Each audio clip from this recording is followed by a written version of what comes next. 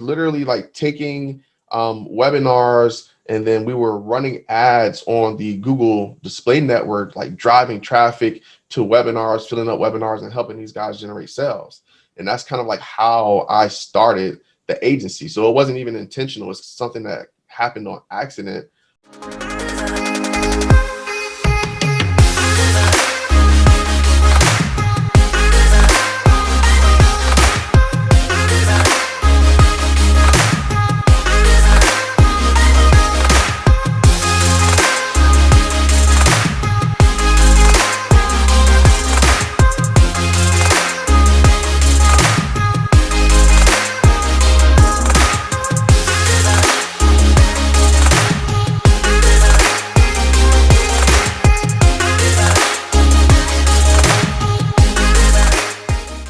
Another one of these great conversations that have been, this has been in a long time making, right? I've been going back and forth wanting to get my brother on this conversation to kind of spill the beans on what it really takes to be an ad agency. Has a phenomenal business. We're going to get into that a little bit later on about this phenomenal agency that he has. What is an agency? How the agency operates? How do you make money? What's the purpose and function of a different types of ad agency? So we're going to try to dive into that a little bit later. But I just wanted to get the backstory because this is one of the most intriguing and interesting and knowledgeable people that I've had the opportunity to interact with. And even though it's been briefly, we're in a mastermind together, it's been briefly just the jewels and the insight and the knowledge and the exchanges that are happening. I'm overwhelmed, knocked over by some of the things that you shared, dear brother. So I just wanted to kind of get your insight on so many things. So thank you for joining me today, the one and only Sam Bell. Thanks for joining me, dear brother.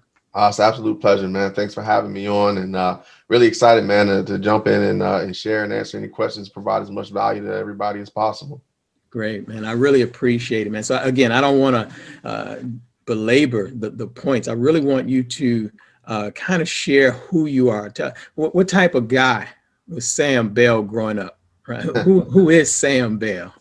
Well, growing up, I was the type of guy that got in trouble a lot. I'm from Trenton, New Jersey originally. And, growing up in the 80s, especially in that environment, you're exposed to a lot of things that, especially in the Black community, that we normalize, that as you become an adult, you realize that a lot of that stuff that you've experienced and went through really wasn't normal. However, it laid a good foundation for me. I will say, though, that I was very fortunate and blessed that I come from a really good family in spite of, the conditions and circumstances and environment we grew up in. There was always a lot of love. My mother was, one of 10, and my father was, he was the oldest of, I think it was 13. He had 13 brothers and sisters. So I come from a really, really, really big family. And my mom, in spite of the conditions, she was really focused on, her goals, which was to become a nurse and to get us out of Trenton. And eventually she did that. Her and my father, they separated when I was real, real young. So it was just me and her. And my father was always in my life, so we have a relationship, but it's one thing, being in the life and being in the home. And eventually she remarried, and we moved from Trenton, New Jersey to Hawaii when I was like 10 years old. So that was really a pivotal moment because it gave me exposure to things that I really haven't seen before, other cultures. And it also laid the groundwork for me to be able to reinvent myself and to be open to, learning different things and different people. And I developed a skill set of being able to make friends and connect with people from like that experience. So fast forward, by the way, my stepfather, he was in the military. So, that's how we got to Hawaii, and, we stayed there for a few years, and then we wound up moving down to Georgia. And eventually when they retired, they moved to Atlanta, and I actually went back to New Jersey to actually graduate high school. So after graduation, I thought I was going to go into the military, and that really didn't work out. Hmm. Uh, Seems you actually got to follow instructions and orders, and that really wasn't one of my best suits uh, in the military. So Uncle Sam gave me a pass, and I wound up left from New Jersey and went to Atlanta, and it was actually one of the best things that happened because after my military experience, I actually wound up getting exposed to entrepreneurship and business. I met my first real mentor at the age of 18, and she really set me on the path. She exposed me to business and entrepreneurship. She gave me one of my first entrepreneurial books, which was Rich Dad Poor Dad. She turned me on to Think and Grow Rich, and really just started working with me and having conversations with me to help develop my mindset around business and entrepreneurship. And, from there, once I got exposed to that, I knew I'm like, okay, well, this is how you get rich. Cause I always had the desire to make money and I always, wanted to do that. But, growing up, the only people I seen making money was, drug dealers. That's who was really doing it. It's like either that or become like a doctor or a lawyer or something. Really didn't understand the path of business ownership and really what that meant.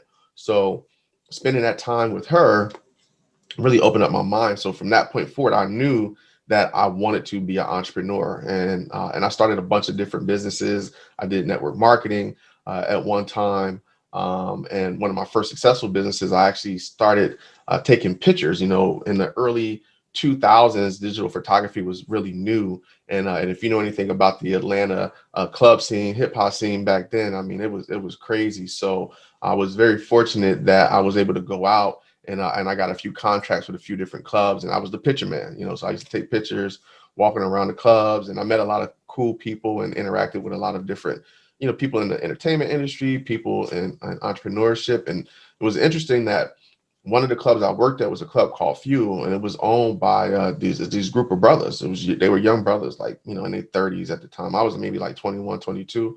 And that's why I asked one of the owners, I'm like, yo, like, how'd y'all get the money to do all of this? And it was like real estate. It's like we buy and sell real estate. So that reaffirmed stuff that I had read previously from Rich Dad Poor Dad. So I was like, man, I need to learn about this real estate thing. So that was always in the back of my mind.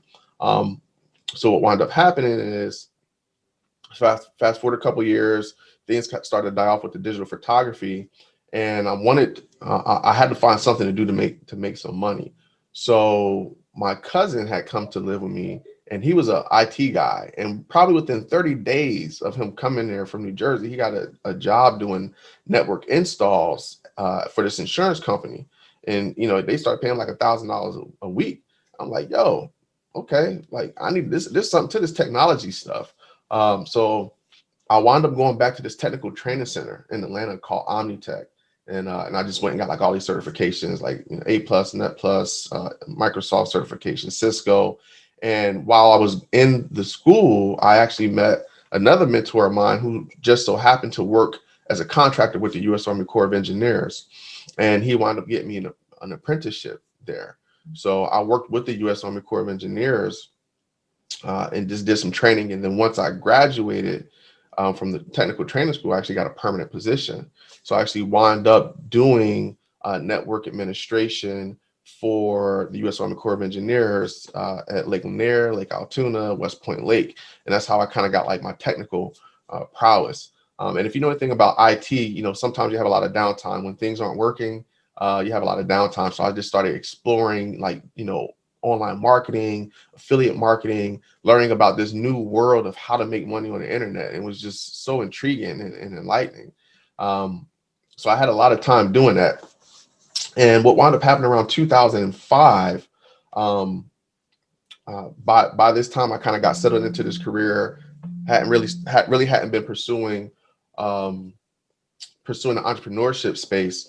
But in April of that year, my mom passed away in a car accident. So it was just like one of those things that just happened, and she left me a little bit of insurance money, and I just made the decision that like what, like I'm not going to mess this up.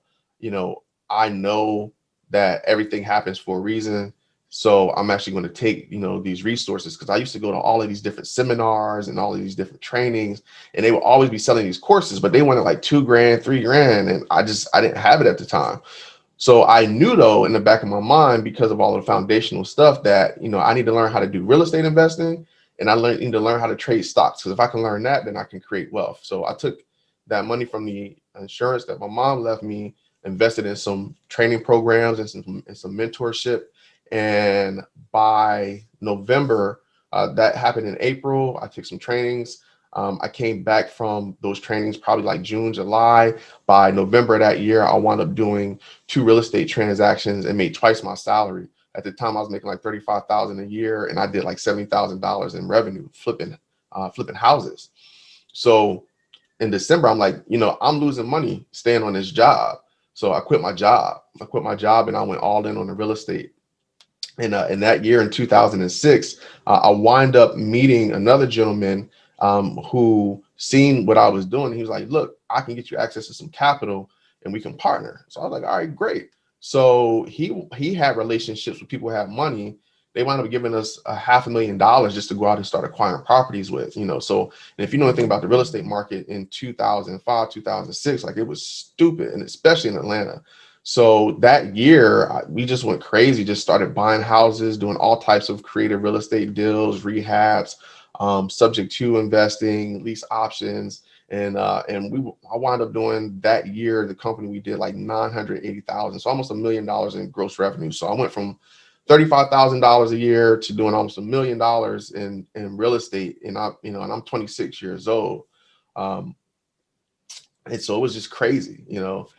2007, I noticed that things started to slow down a little bit, and a lot of the people that we would normally sell to, they stopped buying. So I'm like, man, I need to figure out, like, how can I start marketing and selling our properties to people outside of our local area, because they're not buying. So I know a lot of people on the West Coast, and from other areas, though Atlanta properties, which is considered cheap. So, I started thinking about a lot of the stuff that I learned from the marketing world. And I had done some other online digital marketing stuff while I was doing real estate, learning about SEO, Web 2.0. Social media was brand new. So I'm like, man, you know what? It's this site called YouTube. What if I just start taking videos of all my properties and uploading them on YouTube, and then optimizing my videos so that way, anytime search for like Atlanta rehab deals or Atlanta investment property, they would find me. So I started doing that. I started videotaping all my properties. I created like this whole blog site, and I actually started marketing my properties online and started getting buyers from other locations. And what wound up happening is I went to this real estate investing event it was called the Virtual Investing Seminar. I think it was Investing Seminar. It was like one of the first of its kind. And I met all these guys that were doing deals virtually, right? I'm like, okay, this seems interesting. I need to learn like how they're doing this. And I met a lot of people in the real estate investing space. Some of these guys, would wind up becoming like big time gurus later on. But I formed a lot of relationships there. And fast forward a couple months later, the guy that put on that event, I ran into him at another seminar, and I showed him what I was doing with social media and Web 2.0. He's like, look, we're going to be doing another virtual real estate investing seminar. Why don't you put together like a 20-minute presentation and come share about what you're doing and how you're doing it. I was like, all right, cool. So I went back, and this time I was actually a speaker at the event, did my presentation. Everybody loved it. And like, this guy came up to me. He was like, yo, that was dope. We need to turn this into a course. And his name was Colin Egbert. Colin at the time was the co-owner of a social media platform called realestateinvestor.com. So it was like this, like the Facebook for real estate investors. So I wound up creating this course with him called Real Estate Wealth 2.0. And I was like the content guy, and he was the sales guy. So we created this course together, and we wound up selling like $2.1 million of that course to, different from real estate stages, webinars.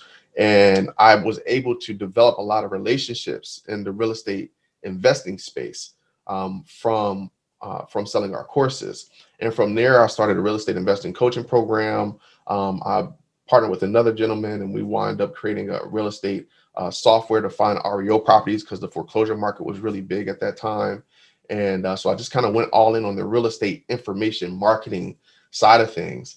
And then what wound up happening around 2009, there was a big Google slap. So this was really before there was no Facebook Right. ads platform. It was only Google ads or in Bing, but Bing really wasn't thing. So it was like really Google. So if you weren't running ads on Google, then you really weren't generating significant volume of leads. So Google did this big slap. They started banning all these accounts.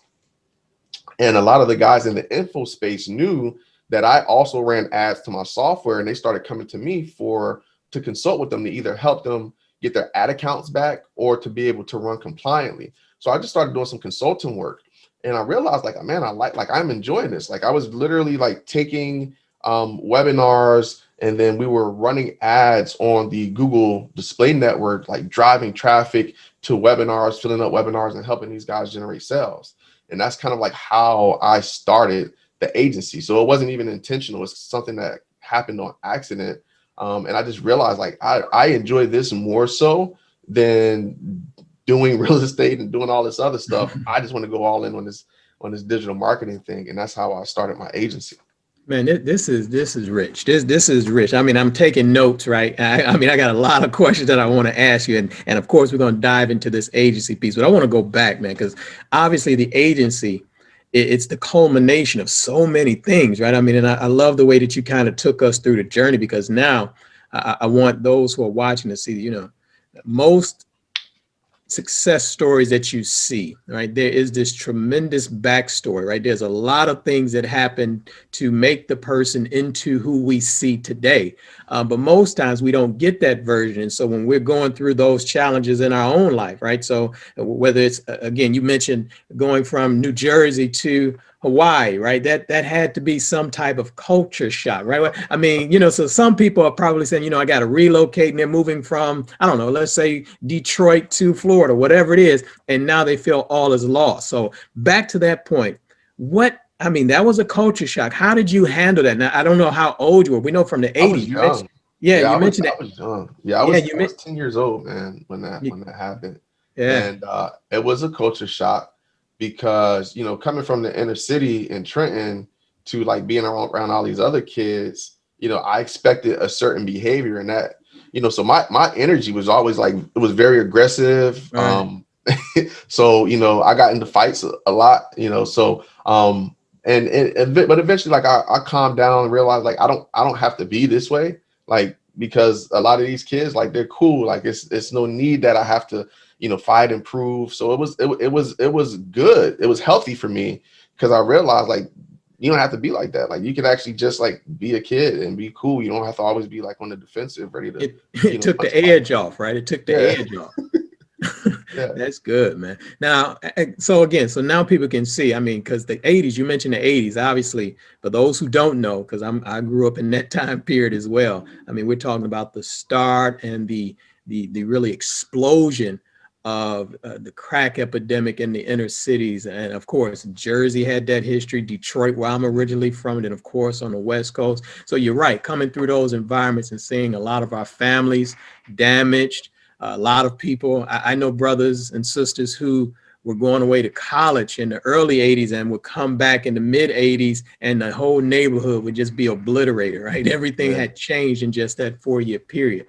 So I know that to make that change to Hawaii, that had to be something different. Now, you mentioned another thing that could probably derail someone who's trying to build their business or their career, and it was the sudden loss of your mother. And of course, my continued prayers and condolences go out to you, because obviously she was a pivotal point in your life. I mean, how did you handle that at that moment? Because a lot of people right now are dealing with loss of life of loved ones, and they're sinking. But here it is, you took that experience, and clearly you had to grieve, but then you bounced right back and begin to build your career. So how did you handle that in the moment, and what propelled you to move forward? So really what helped me to overcome that, especially at the time, because when something like that occurs and it's not expected and it's something like that, you really question everything, and it brings home a reality of how precious and how short life is. but it was the foundations that I've established previously in terms of doing personal development and establishing the proper mindset. And one of the things that one of my biggest takeaways from Think and Grow Rich, which is I think a book everyone should read, because there are a lot of principle based realities that exist. And one of the things that Napoleon Hill mentioned is that in every adversity is a seed of an equivalent benefit.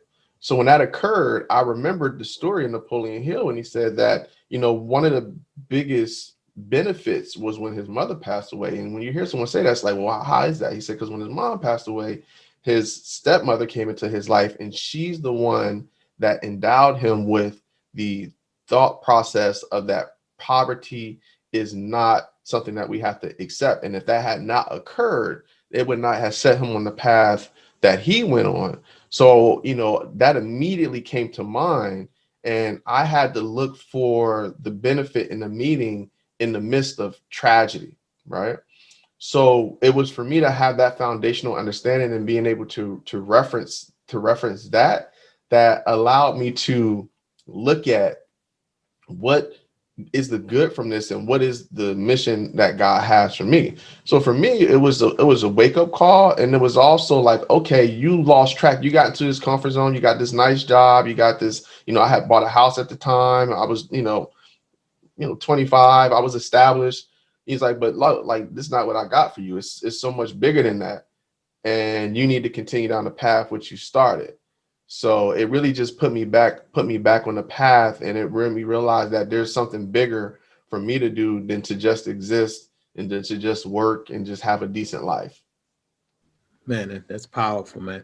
And it's funny you mentioned self-improvement. You had already started studying self-improvement, but then after that event, it seemed like you accelerated your learning curve, right? I mean, you really started getting into training and course. So tell me, what was the driving force? Was it your earlier years of being shaped with personal growth and development that kind of fueled you to say, you know what, I'm going to start going to all of these seminars, workshops, the courses? How did you begin to gravitate to that form of education? Because that's completely different than traditional schooling. Right now, you're going out and you're 100%. paying for this education. What propelled you to do that? Because I was an awful student. I never really liked school. In high school, I barely graduated. I used to skip class.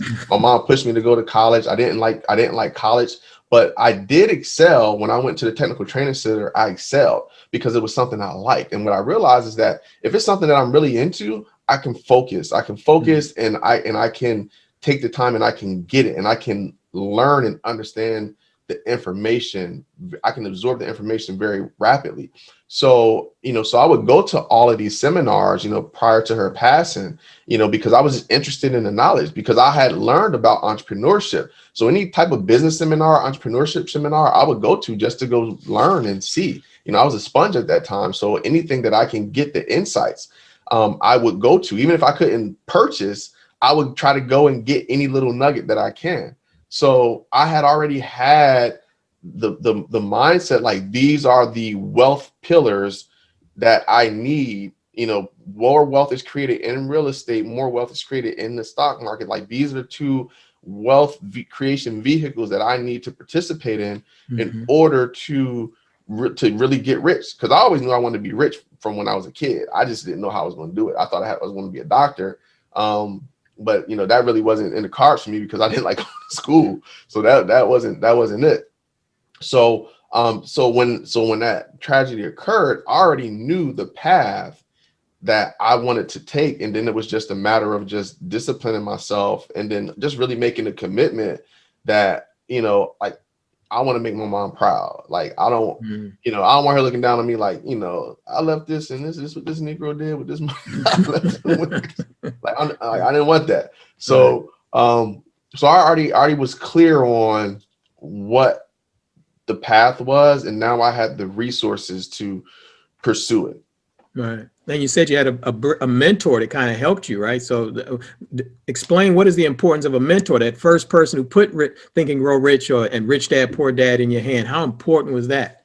it was critical because I think what happens, and again, you have to take into consideration. I was 18 at the time, Mhm. and unfortunately, what happens is people go through life and they become calloused and they become um, they become fearful because of experiences, and they're not really open to possibilities. Well, at 18 you don't know any better, so Mhm. I'm bright eyed and bushy tailed, so anything you tell me, I'm like, I mean, within reason, I'm like, okay, like that makes Mhm. sense. Right. So to have that influence and then to be able to see it, because like she showed me checks, she showed me what she was doing, so I'm like, oh no, this is real. Like this, I'm Right. like, okay, this is how this works.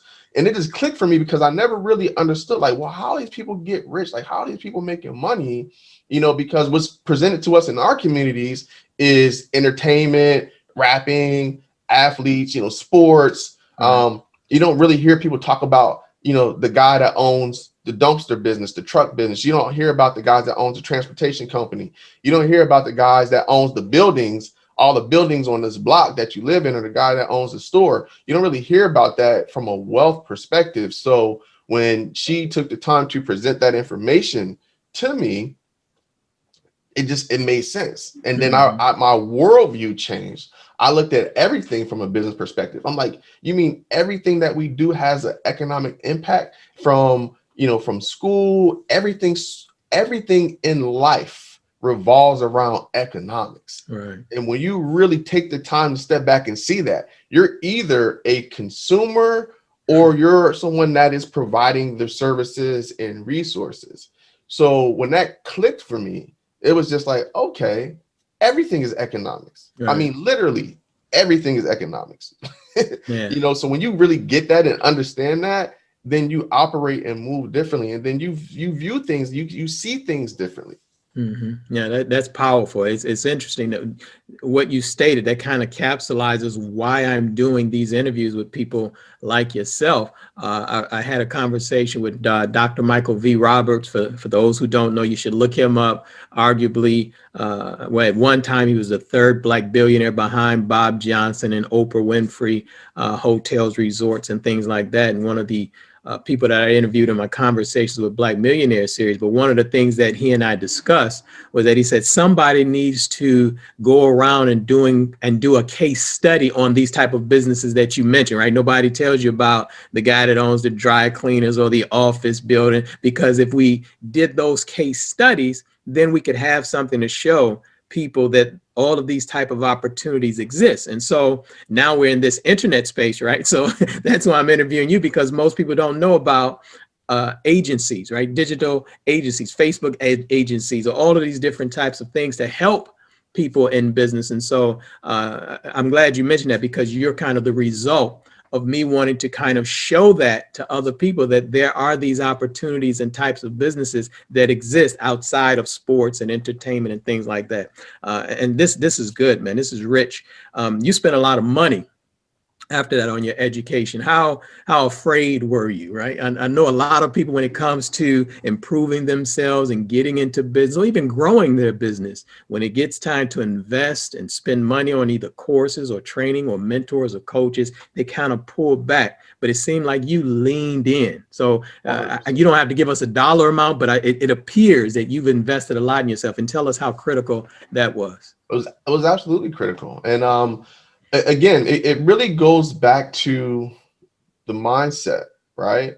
Unfortunately, again, in our communities, we grow up with a poverty and scarcity mindset and not really understanding universal law. So, but because I did a lot of the personal development, and again, I reference Think and Grow Rich because, like, you look at all the different personal development stuff and growth stuff. We've all heard the term "there's nothing new under the sun," Right. right? This is different ways to say things and express things based on our own experiences. But when you're dealing with principles don't change. They're That's right. true and true all the way throughout. So when you understand certain universal laws and principles like that, that doesn't change. And one of those universal laws is that there is no such thing as something for nothing. You're Mm-hmm. going to have to invest either time or money. Period. Point blank. It's just Mm-hmm. the law of compensation, right? All of that works. You're going to have to render some sort of service or pay in order to get something in return. Right. So because I was aware that it was it was obvious, like, yeah, yes, I have to pay for this. I have to invest either time or money. And I've done both, right? There's been Mhm. scenarios where, maybe I've had something I can provide in exchange for something, and I've done that. One of my first real estate mentors, he really wasn't a tech guy. I was a tech guy. I was like, look, I'm gonna do all of this. I just need you to show me how this paperwork works so that way I can start putting these deals together. Right. And I did that. And I used that. But there's been times like, when I first got into real estate, I said, I'm going all in. I want to know everything. I want to know how these deals work. I need to understand the contracts. I need to understand deal structure. I need to understand the finance, and I did drop $35,000 on my coaching, and it was well worth it, because I made that plus some within a few months, and then just taking action, and then way more than that, so when you take into consideration, and again, this goes into a mindset thing.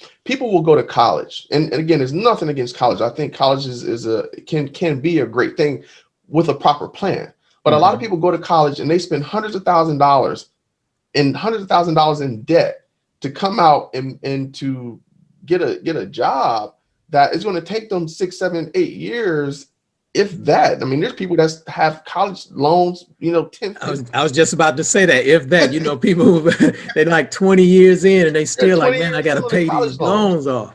So it's like, why would I not pay a third of what it will cost me to go to college to learn and develop a skill set that I can go and make millions off of? It's common sense when you think about it. The thing is that I don't believe people have enough belief in themselves of what they're capable of. That's never been that's just not how I am. Like, I've always had a self image of I can do anything, Hmm. if I really put my time, I put my focus in it. And a lot of that comes from my background, and just my family and just who my parents are and who they were. But a lot of that can be cultivated. Right. So even if you don't have that, it can be cultivated and developed. So the mindset and the thought process is most important, because everything that we create and build, it all starts here, right? So, Hmm. once you've established the belief, okay, and there's ways to do that. Even if you don't believe it, you can train your mind to believe something. We have the ability to reprogram ourselves. I think one of the books outside of Think and Grow Rich that I think a lot of people should read is Psycho-Cybernetics. Hmm. So that way they can understand how you can actually rewire your thought process, how you can rewire your emotional state, so I mean, and I still invest in myself. I mean, what is this? This is March. I mean, I probably already spent $30,000 this year Right. on, different programs, investing in my continuing education and growth, to learn from other people. So I'm a consummate believer that you want to continually invest. It's a lifelong journey, right? It's not something that just stops like once you get to a certain point, right? Because I had certain income goals, but it's like, okay, I've well exceeded those. So how do I get to the next level? How do I get Right. to the next level? Right. So it's a journey. It doesn't stop. This is good, man. This is real good. Now, someone viewing this may say, okay, well, he's just had this constant, steady pace of growth since then. But I know, because I was in the real estate space too, and I know what was happening And now you Oh, said 2005, things were still going here. yeah. Up in Detroit, we started feeling a little pinch right around 2003, 2004, and a Yeah. lot of that was also because Detroit was tied to the automotive industry, right? So we know that we had the big three in trouble along with the real estate market. So it was kind of pinching. But I know what it's like for in 2008 when everything just went to hell in a handbasket Oh, to be man, it was bad. upside down. In a lot of property. So how did you handle that? Because I don't want everybody to think, okay, Ron Bell, Sam Bell just jumped from here to here to here, and he just Yeah, kept no, escalating. that I was not know the that there had case to at be all. some pullbacks. So one of the reasons for the transitions was because around 2008, when I noticed things started slowing down, at the time I had also accumulated a portfolio of around $1.25 million, and I lost all of it, like it Mhm. all. So I was in debt, to the tune of $1.25 million. Right. Say all of it, right? Yeah, All at of the it. age of, I'm 27, 28 years old, so yeah, so I lost it all. But it didn't I didn't care. It didn't bother me. you know, I mean, don't get me wrong. I'm like, damn, you know, it's going to be okay. Worst case scenario. I'll look at things. The worst case scenario. All right, 7 years. It's going to be on there. 7 years, it'll be gone. Mm-hmm. I mean, it's a house, right? A Mm-hmm. lot of times we attach so much value to things and Right. to money. And one of the things that I realized is like money is not real. Money is a tool. It's Right. something that can literally be created from thin air. When you really understand how money works and when you really understand where money comes from and where value, there's a difference between value and money. I know Mm-hmm. I can always provide value in some way, shape, or form. So therefore I can always get money. Money is something that is printed on a printing press. You know, one of the books, and this is just a sidebar, I think everyone should read, is called The Creature from Jekyll Island. So that way you can really understand how our monetary system works and understand some basic economics. And when you really get that, it's like as long as I can provide value, I can always get money. All right. And because of the skill set I developed in terms of housing and how to acquire properties, even with 6 foreclosures, a negative 200 credit score, I can still buy a house, you know, because I understand how to leverage and how to get into properties, you know. Right. So that was so it didn't I didn't care. It was just like, okay, it is what it is. Let's just keep it moving. Right. So it was the knowledge, and that goes back to the education. So it was really the knowledge that gave you the confidence that if you lost it all, if there was a challenge, your knowledge base allowed you the creativity, right? To be able to get back into real estate if that's what you want to do, or any other business endeavor. So it's that confidence that you gain from the knowledge and the study. And that's a great book that you mentioned. It's interesting. As I mentioned at the beginning, that was one of the things that appealed to me about yourself, is that normally when people were asking about book recommendations in the group, you and I would be throwing out different types of books for people to read. So this is great stuff. So make sure you all get that book. Now, you mentioned Google Slap, right? So here it is. You're coming out of the real estate market, right? Mhm. And you're going into now this technological space on the internet.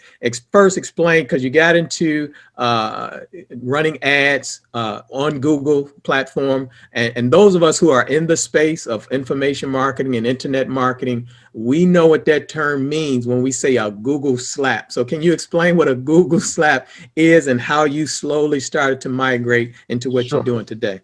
So essentially, there's two sides of the internet, and this is where I explain it to most people. You have the consumer side. The consumer side is you use the tools. You use Google Search, you use Google Drive, you use Gmail, you use all of these different free tools that these service providers provide, and in turn, the service providers collect data and then they sell that data to advertisers. So the advertisers are the ones who market their products and services. Well, I have been an advertiser. I would basically leverage the data that Google provided, and then I would run ads to target people who are interested in buying my products and services. Well, what wound up happening is that, Google made a change to their advertising policies. And a lot of the people who were actively running ads at the time were in violation of those policies. And Google banned their ad accounts to where they can no longer advertise. Well, you have to understand, especially in the digital marketing space, if you cannot advertise on these platforms, you have no way to acquire leads and customers. And if you cannot acquire leads and customers, then you cut off your revenue, right? So being able to help someone to reestablish themselves so that they can again begin to acquire leads and generate sales and create revenue for their business. That is a very critical skill set, especially when they did not have the knowledge or wherewithal to be able to do that successfully. So that's essentially what happened. Google basically banned all of these different advertisers, and then I was able, through my knowledge, being able to help them be able to get back onto the platforms so that way they can start advertising compliantly within the ad policy and compliance rules of Google at the time. And so the consultant was born, right? So that's when Yeah. the consultant was born. So look, explain, because again, this is one of these industries, again, that most of our people are not privy to. When you start talking about consultants, if most people don't picture your face and my face when we start talking about consultants. They think New York, some skyscraper, white guys with suits on. Explain consultancy and how you became a consultant and why you prefer that business model? Yeah, so essentially, it really comes down to specialized knowledge, right? So we all have some specialized knowledge that we are aware of that people would consider us the expert in, right? It just so happens that my expertise and knowledge is in digital advertising and marketing, and it really was an accident. When I say it was an accident, meaning that it wasn't like I was aware of that this great transition was getting ready to happen with social media exploding. Like I seen it, I was aware of it. I knew it was bubbling up. I had no idea that it was going to grow to what it turned into. So Hmm. I was just really at the right place at the right time and had the knowledge and education. So as people become aware of it, I was just really well positioned as an authority to be able to ride that wave. Here's the interesting thing. That was 11 years ago, 2009. It's 2021, and it's not saturated. And in fact, it's only growing because of what's happened with the pandemic. Everything was flooded online. Sidebar, like when everything started happening with this pandemic in 2020, a lot of us didn't know what was going to happen. And I lost a few of my clients because we were running ads to help fill offline events. Well, obviously people couldn't hold online events, but what wound up happening is a lot of people realized is like, I need to make the transition online. And Right. our business exploded and grew in 2020. We had one of our best years Right. ever because of the vertical that we're in, and that's only going to continue to grow. It's not going away. The internet is not it's not a fad. This is not going away. It's only going to continue to grow, and the opportunities that are opening up are endless. And and I tell people this, especially as it relates to our people, the internet is the great equalizer Hmm. because you can be anybody online. Hmm. You can sell almost anything. You can provide any type of product or service. So if you have an expertise or if you have a knowledge of something, you can monetize that expertise and knowledge and become a consultant or service provider in that niche that you know and that knowledge. And if you do not have a skill set, you can develop one. There's so much training and information. You can develop a skill set and then go and sell that skill set as a service to other people. All right. Yeah, this is good stuff. Yeah, and one of the things that I tell people all the time too, Sam, is that you know you don't need a lot of people. I think sometimes we've fallen into that trap that I need to be able to service and sell a million people like McDonald's. I got to sell a billion hamburgers, Yeah. right? But what the internet has done, it has opened it up to where you can literally, I call it the power of small numbers. I mean, you can literally come online, and if you had challenges, let's say in a local market. I remember when I did my first ebook and people would ask me, are they buying ebooks in Detroit? And I would say, I don't care if they ever buy ebooks in Detroit, because once you're online, they were buying ebooks in Barbados and China. So you literally have this global business, this global marketplace at your fingertips. And you can't service all 7 billion people, but you can literally, you use the term too, Sam, it's a niche. You can literally carve out a niche and be Mhm. very, very successful without having to worry about a humongous business. This is good. So that kind of leads us right into now this phenomenal business that you have now, your agency, which still has the consulting arm to it, if I'm not mistaken. But under the banner of having this agency, first explain to us what it is that you do and what that means. Sure. So we're a full service digital marketing agency. However, we specialize in building automated sale funnels and then driving traffic and leads into those sales funnels.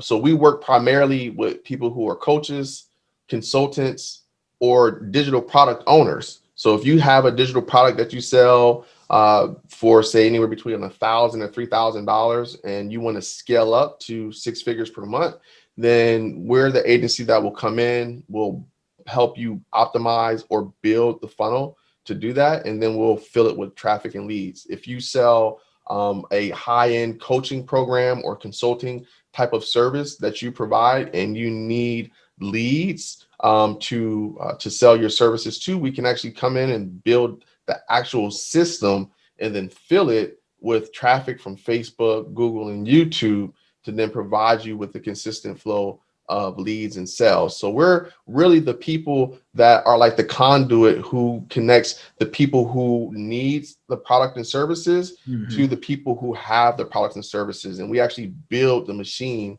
and fill that pipeline. So that's what we do as an agency. Now you mentioned something there. You mentioned like a price point of like $1,000 to $3,000. Now, why is that important?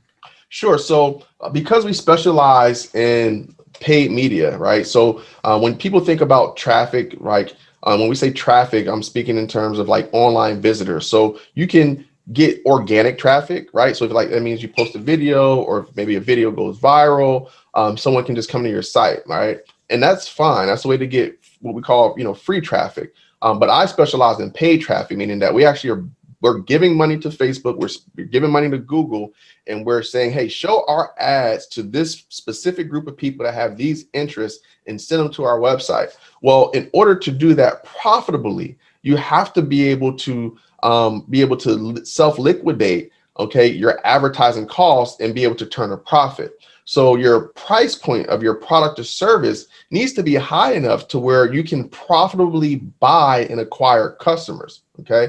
If you cannot buy or acquire a customer, then you really don't have a business, because you're really depending upon referrals or depending upon other sources. But when you actually have a sales process where you can actually spend money, acquire a customer, and be profitable, now you actually have a business that you can grow and scale. So we actually help our customers develop that sales process, and we basically put $1 into Google and we pull $4 to $5 out. Right. And this is good. I'm glad you said that, because a lot of people, I think, they have the illusion and they come to the ad space with, let's say, a product that costs $100, right? And then they're trying to run ads and they're finding that they're losing their shirt.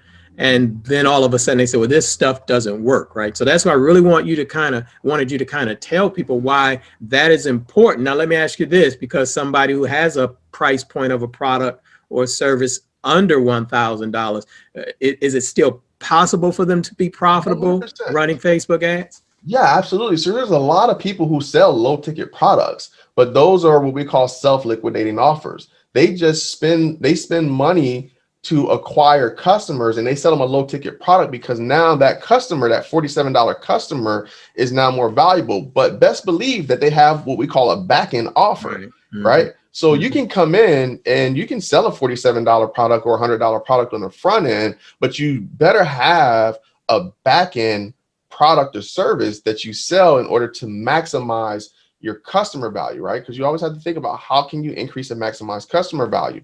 Now, there are some instances, depending on the actual business model, where people have what we call like membership sites or continuity programs where they charge us a nominal monthly fee, but they're able to make a ton of money, but that's because they have a real high stick rate, right? So there are different models that exist. The model that we prefer and that we work with are the high ticket models, because I can outspend people who are if we're bidding on the same traffic and you're selling a $50 product or $100 product or $200 product, I can outspend you because we're selling a $5,000 product, and whereas you can only spend $100 to acquire that customer, I can spend $1,000 to acquire that customer and still be profitable, which is why we focus primarily on a high ticket space. Yeah, this is good stuff. So really, now what we've done in just these last few minutes, man, is really talk to two different types of entrepreneurs, right? So maybe the newbie, right? What we call the newbie, the budding entrepreneur, and then now in this space of creating a product. And I love the terminology, and hopefully you're taking notes and you're writing these things down. You know, what is back end, right? Because you need to know about back end product, and liquidating the ad spend, right? You need to know exactly what those things mean, especially if you're attempting to scale or grow your business. And so I'm going to ask you a question about both of those two groups. But before I ask you the question, as we wind down here, as I look at the clock, I want you to tell people how they can access you or get in contact with you, especially if they need the service, how they need to really reach out to you to help them to scale or grow their businesses. Yeah, 100%. So you can actually just go to callsambell.com. Real simple. Callsambell.com.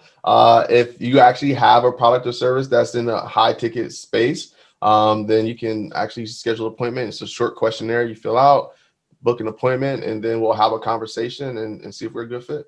Man, and this is crazy. And see, this is why I love talking to people like Sam, right? Because we have, you see how he chuckled when he said callsambell.com, right? But we know the power of having something memorable, something simple, as your call to action or as your website or something like that. Is not some, ashway, you don't have some funny title that someone got to remember. And that's important. So I really wanted to highlight it because that's a lesson. We Yeah. see that on the, like the infomercials or something on television, and we probably just kind of, discard it when we see the used car salesman say, call this number or call his name. We kind of discount it, but there's really a science to that so that people can remember it and they respond. And again, it was humorous that you said that, callsambell.com, and it kind of reminds you of a commercial that you may see on Saturday morning, but that's what people are programmed to respond to. So callsambell.com. You can't forget that one. So let's get to these final two questions as we close out. This is good. I mean, I got a page full of notes, so we got to do a part two. I got to get you back. Man. Because this is rich with a lot of just content and information. But we've laid the base so everybody will know who Sam Bell is and of course what he has to offer. But you kind of touched on a lot of things, especially with your journey, what you've done, what you've accomplished, the different industries that you've been in, which is so valuable. And so I'll make a little note right here for those of you who are, you've heard us talk about mentors and coaches or consultants. This is critical. The fact that Sam has been in several different industries kind of just gives you this breadth of knowledge that most people who are in the consulting and coaching space, especially if someone just popped up last week and they say, I'm a coach, from last week, they don't have this bandwidth of knowledge of being in the real estate space, in the technology space, the schooling and the education to kind of help you. So that's important. I want to make sure that you jot that down. But here it is, Sam, you got this type of experience and you were once a budding entrepreneur. So what would be your advice to that person who's just now, 2020 has been hell of a, right? Maybe they've lost their job and they're trying to reinvent themselves. What would be your advice to that new person, that budding entrepreneur who just don't know what to do right now? Yeah. The number one thing that I would say is you want to find someone that can actually help you, that you find someone that's been where you're trying to go and get that knowledge. I think a lot of times we get so caught up in how to do something because we don't know how. Mm-hmm. The better question is who has already done it, who has come before you, and go and find that person, right? Learn from them. So that's the first thing. The second thing would be commitment and consistency. Once you decide on a thing, stick to it. You're going to have hardships. You're going to have to go through difficulties. You're going to fail, but that's okay. Failure is the path to success. Mm-hmm. We've been taught and indoctrinated that failure is a bad thing. In school, when you fail, you fail, you fail. But the reality is, in business, in the real world, you want to fail as fast as possible, because the faster you fail, the faster you're going to get to success. And understand that is part of the process. And it's universal law.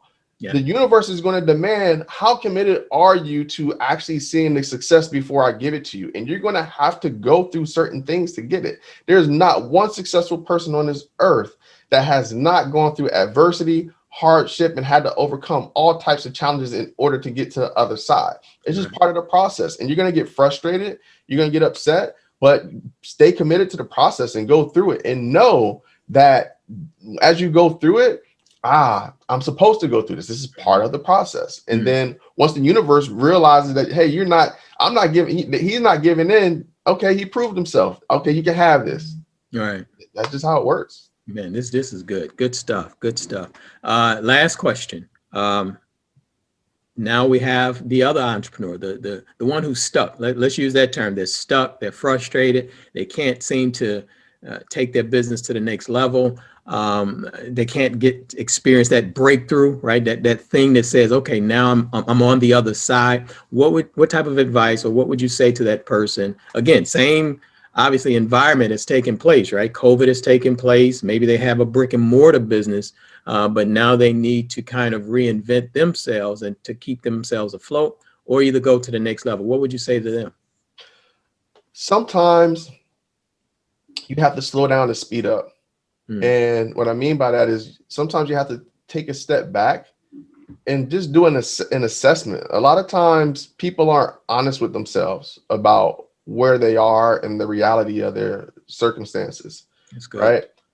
And if you're in an industry, or you're in the business, or you're in something that there truly is no growth, and I mean, and there's studies you can research and see, like, is the industry I'm in growing? Is there opportunity for growth? Where does the opportunity lie? If you don't see that, then it may be time to pivot into Mm, something else. And I know that transitioning can be scary at times, where you're moving from one place because you got into this comfort zone, like, this thing, and then you're kind of having to transition into something else. But be open to other opportunities. Be open to doing things in a different way. The definition of insanity is doing the same thing over and over, expecting different results. So if you're doing the same thing and you're not getting the results you want, then it's time to switch things up. You're going to have to do something different. And don't be afraid to ask for help. If you see other people out there who are being successful, who are doing those things, don't be afraid to reach out, and don't be afraid to write a check to somebody to get that information. that's right. This is great. This is great. Well, Sam, look, man, this has been awesome. And I could sit up here and talk to you for about another hour, hour and a half, but we'll bring it to a close right now. And definitely, I'm already putting the invitation out to you now to come back so that we can do a part two to kind of help our people to navigate this trying time that we're dealing with right now. So again, thank you so much. Again, go to www.callsambale.com. Real simple, real clever. And again, thank you so much, brother. I really My pleasure, man. appreciate you Thanks for taking the having me. time out to talk to us today. Absolutely. All right. Talk soon. Take care. Take care.